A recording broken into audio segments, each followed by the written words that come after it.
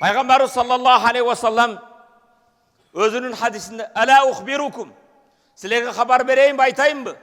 "Bi ahabbikum ilayya ve aqrabukum min meclise yevmel kıyame" ümmetimin arasında maga en süyüktüğü gördü. Kıyamatta maga en jakınыңарды aytayım mı deydi. "Bela ya Resulullah, aytın. Kıyamatta saga en jakın, en süyüktüğü kim dese, ahasinukum ahlaqan. Kimiңердин мүнөзүңөр жакшы болсо, адеп ахлакыңар жакшы болсо дейт. Урматтуу мусулман бир тууганым, Пайгамбарыбыз саллаллаху алейхи вассаламдан сурады.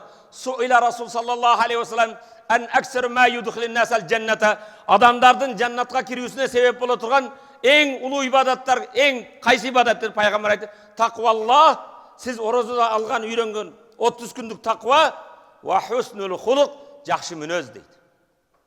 Урматтуу мусулман бир тууганым, 30 күн орозо алган адеп ахлакыңызды бүгүндөн баштап жоюп жок кылбаңыз.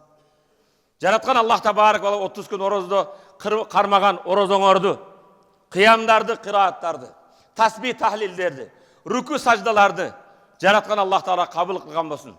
Ыйык айтыңар дагы бир жолу чын жүрөктөн куттуктайм, маарек болсун.